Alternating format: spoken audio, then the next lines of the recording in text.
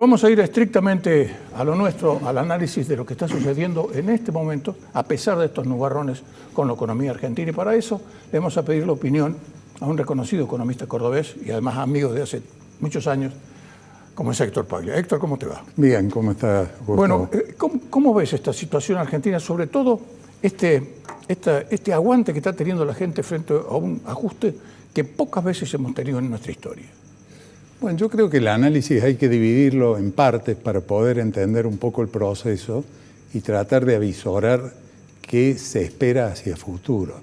Creo que el gobierno partió de una situación en la cual había el convencimiento, que reflejó el resultado en las urnas, de que había que cambiar y que había que producir cambios muy profundos en el funcionamiento de la economía y fundamentalmente en las instituciones a través de las cuales se expresa el poder económico. A partir de allí, el gobierno tenía distintas estrategias que podría haber escogido y escogió una. Dijo, voy a dilatar la puesta en marcha de un plan de estabilización tradicional y voy a ir a un ajuste violento de todo el sistema de precios relativos, una devaluación profunda. Voy a hacer un ataque en materia fiscal inédito en la Argentina, basándose en el conocimiento de que había un respaldo popular importante para que estas medidas se llevaran adelante. Muchos no le creían, ¿eh? No se creía, o sobre todo la gran pregunta era hasta cuándo la malla social y el sistema político van a permitir que este ajuste se lleve adelante en estas condiciones. Por eso yo digo que el gobierno debiera aprovechar estas circunstancias en las cuales los mercados, pues son los mercados financieros sobre todo, que están aprobando la gestión y le están dando un impulso para volcar la mirada hacia el mercado productivo, que es el único que le va a dar sustento al ajuste fiscal hoy con proyección intertemporal hacia adelante. Si no, vamos a tener un ajuste muy violento, con fuerte caída del poder adquisitivo, con una recesión muy profunda, con un ancla del tipo de cambio que devaluándose al 2%, con tasa de interés al 4,5-5% e inflación entre el 11 y el 13, indudablemente no es sostenible en el tiempo. Efectivamente, a pesar de que Milei dice lo contrario, ¿no? Que dice, ¿por qué voy a cambiar? Bueno, a lo mejor Milei ha descubierto alguna nueva forma de entender y diseñar la economía, y si lo ha hecho, además de ser un presidente exitoso, quizás obtenga un premio Nobel de Economía. Pero por ahora nos manejamos con lo que conocemos y con lo que y con las reglas, con las reglas cómo funcionan. Económicas. Hoy nadie habla de producción en el gobierno, no hay ninguna señal de que el ajuste está orientado más allá de darle sustento a la única partida que creció en el primer trimestre de ejecución presupuestaria, que creció alrededor de un 7%, que fue el pago de intereses de la deuda. El resto, el ajuste ha venido más de 40% de pérdida de poder adquisitivo de las jubilaciones, más del 85% de caída en la transferencia a las provincias, y así podemos seguir nombrando una serie de factores que son las herramientas a las cuales echó mano la administración Milei para producir o para transitar, digo, esta primera etapa, que es una etapa de transición, esperamos, a un programa de estabilización y de crecimiento sustentable. Ahora, Héctor, esto no puede continuar mucho tiempo más, y por eso yo creo que es fundamental que se comience a estructurar este proyecto que ha enviado el presidente al Congreso de la ley de bases, empezando a hacer reformas estructurales que den sustento a todo este ajuste, ¿no? Sí, además que el valor de la ley de base, más allá del contenido que ha venido bastante podado en esta segunda versión, está orientado al apoyo político que necesita un programa económico para sostenerse en el tiempo. Es decir, la aprobación de la ley de bases con la porción pequeña que tiene la Libertad Avanza en la representación legislativa, significaría que otros sectores están apoyando y le darían gobernabilidad y por lo tanto sustentabilidad al plan económico.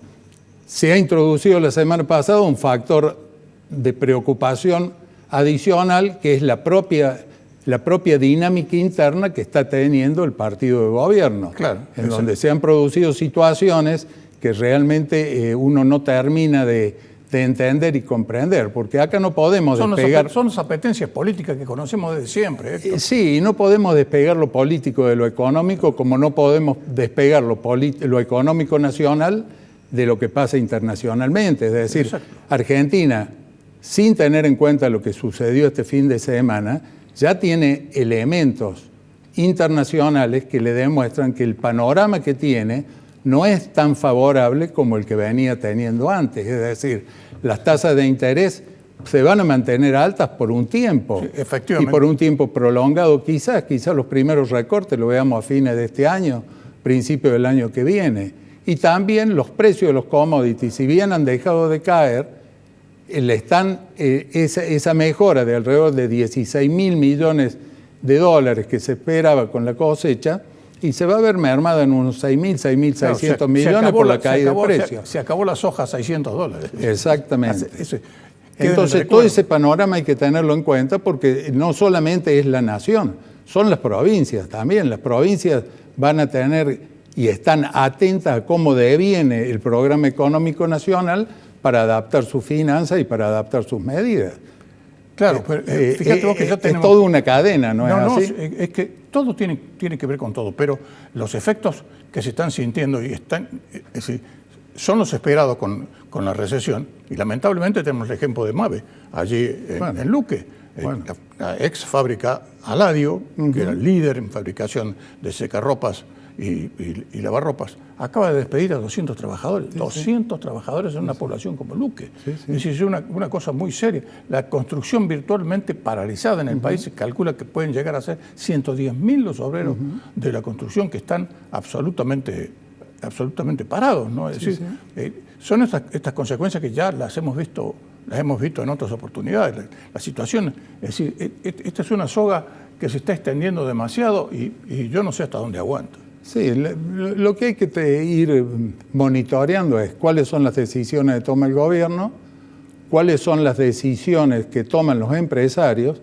porque también en el sector empresario una cosa es el discurso público y otra cosa es cuando uno ya habla individualmente en cada uno de los sectores y ve los problemas por los cuales están atravesando. Y después cómo reacciona la política y la malla social, es decir, la licuación que han sufrido los ahorros de la población, sus ingresos fijos y la forma en que estos todavía no están impactados por un sistema de precios relativos que todavía no se ha terminado de acomodar. O sea, no, si vemos tarifas ya están anunciadas que siguen subiendo, claro, no ha llegado en todo su impacto. O sea, hay una serie de factores que hay que irlos analizando y teniendo en cuenta para la toma de decisiones. En ese sentido, creo que es preocupante si uno ve que solamente esto se agota en un manejo de un Excel con variables financieras en donde el mercado sonríe, lógicamente, porque está dando garantías de repago de la deuda. O sea, hasta ahora, repito, el único rubro en el cual vemos que hay un incremento de partidas por parte del gobierno nacional es en el pago de los servicios de la deuda, que no hay que repudiarle a la deuda, hay que pagarla, pero hay que generar los mecanismos para que se entren al país las divisas necesarias en forma genuina, no en más préstamos. O sea, si la solución hoy se podría, por ejemplo, dolarizar la economía con un crédito de 20.300 millones de dólares o llevando el tipo de cambio a 1.500 pesos. Pero eso, ¿qué solución da al aparato productivo? Nada. Cuando vemos suspensiones, cuando vemos despidos, cuando el desempleo va a empezar a golpear en los próximos meses. Entonces, yo lo que digo es que hay que empezar a escuchar la palabra producción, la palabra eficiencia de la inversión productiva y tratar de crear las condiciones para que ésta llegue, porque ya la cosecha de por sí no nos va a salvar. Sí, efectivamente es así. Hay un tema que, de acuerdo a lo que han manifestado diversas entidades empresarias, que sería un signo absolutamente muy positivo y que podría ser un impulso a hacer que se rebote esta recesión, que es la eliminación del cepo. Pero para eso yo creo que tienen que seguir muy firmes todas las medidas tendientes a darle al Banco Central de la República Argentina las reservas necesarias, porque si no sería absolutamente imposible. Sí, eso entra en una discusión macro de cuáles son las herramientas, porque en definitiva acá lo que hemos tenido es una devaluación con restricciones al mercado cambiario, o sea, no es lo que se anunciaba de viva la libertad, no es así. Acá seguimos con una serie de restricciones, seguimos con aumentos impositivos, el impuesto país ha pasado a ser la vedette en materia de recaudación. Tenemos una serie de contradicciones ideológicas que en la medida que se armonicen para un desarrollo, para una salida productiva, bienvenida sea. Pero si no, los signos de interrogación siguen siendo muy grandes. Efectivamente son muchos.